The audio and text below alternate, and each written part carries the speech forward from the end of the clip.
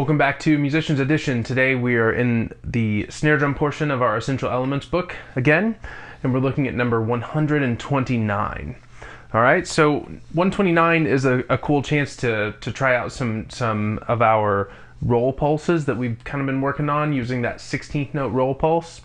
You'll notice in the box above this number, we have a little instruction to subdivide each of the 8th note rolls into 2 equal strokes and to connect the multiple bounces as smoothly as possible. So the way what we're gonna turn that into is every time we see an 8th note with the roll symbol through the stem, we're gonna put 2 16th note buzz strokes in that space, right? So, and you can see here in the little chart where it has the roll is 1 and then it says equals the rhythm 1 E and, but rolls on the 2 16th notes, right? So every time we see that 8th note roll, we're gonna play 2 buzzes to connect that 8th note roll to the next 8th note, right? So we're thinking buzz buzz and buzz buzz and. Okay, so first, before we get going here, let's just play that in a little bit of a check pattern, right? So what we're gonna do is play one measure of 1 E and, 2 E and, 3 E and, 4 E and then we're going to play buzz buzz and, buzz buzz and, buzz buzz and, buzz buzz and we'll play that back and forth a couple of times, right? So 1 E and 4 times, and then buzz buzz and 4 times. The rhythm in our hands is going to stay the same. First measure we don't buzz, second measure we do buzz, right? So let's try that together. Ready and go, and 1.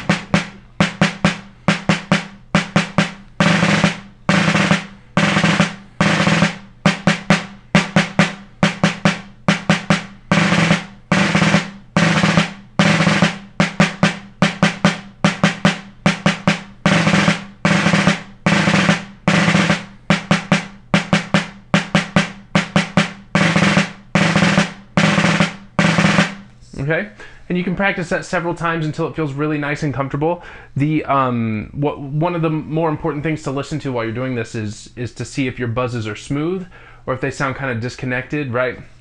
Where you can hear 2 individual buzzes in there, or if your rolls seem a little bit uneven, right? Sometimes one hand will be a little bit louder than the other, or one hand's buzz might be a little tighter or a little bit looser than the other, or one hand might be a little bit louder than the other hand too, right? So that's all stuff you want to listen to and try to even out in an exercise like this, okay? So now we're going to turn that rhythm around. We're going to do a similar exercise, but if we look down at the piece, we notice a lot of the times that we have this roll rhythm, it's on the second 8th note, right? It's on and instead of on the beat.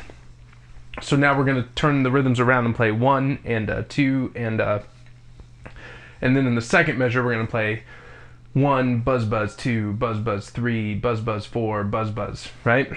So let's try that. One measure of 1 and then one measure of 1 buzz buzz. Okay? Ready and go, and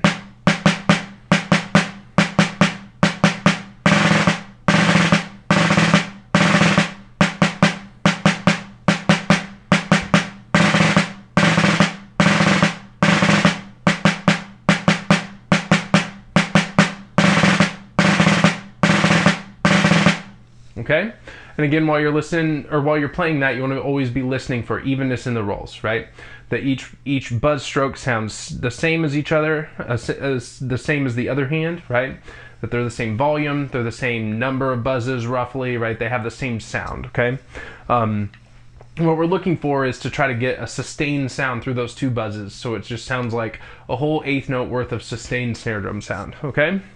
Now, once we practice that a few times, the first 3 measures here should be pretty straightforward, right? Because all we have to do is play 1 and 2 and 3 buzz buzz, 4 buzz buzz, 1 and 2 and 3 buzz buzz, 4 buzz buzz, 1, right? We do that for 3 measures, and then in the 4th measure of 129, you see we play 1 and 2 and 3 and flam. So the only thing tricky about that measure is making sure that we get the grace note of that flam nice and low following the 8th notes, right? 1 and 2 and 3 and prep for the flam, and then play flam on 4, okay? So let's try measure 4 by itself a couple times, and then we'll come back and connect it with the buzz measures before it, like we've been working on in our check pattern, okay? Here we go, measure 4 by itself. Ready, and go, and. Okay? And focus on, after you play the 8th notes, get that left hand down, right hand up, and ready for your flam, okay? Let's play that measure again. Ready, and go, and. All right? Now you do want to be careful that you don't accent that flam. A lot of times there's a tendency to do that, but you notice here there's not an accent written over the flam, so we want to make sure that it's the same volume as all the other notes in that measure, okay? So let's do it one more time, listening for that. Ready, and go, and. Okay.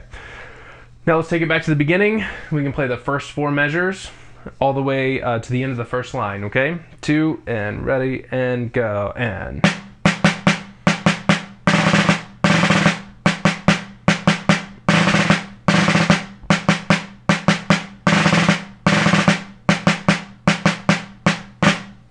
Okay, now let's glance down at the bottom line, okay?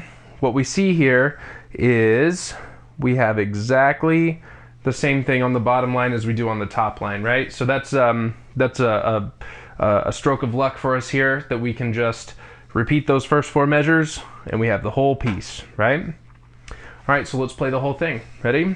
1, and 2, and ready, and go, and.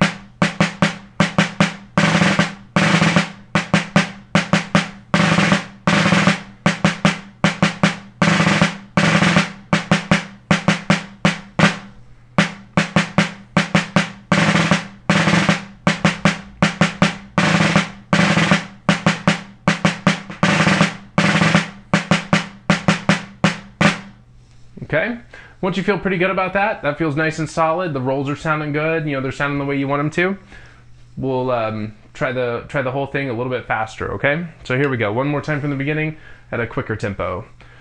1, and 2, and ready, go.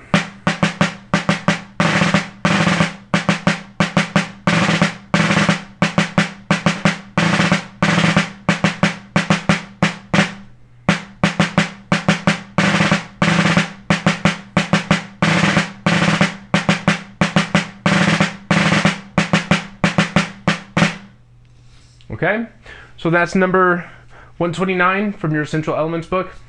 Again, the really important thing about this piece is to get those rolls happening and to get really comfortable with that roll pulse, right?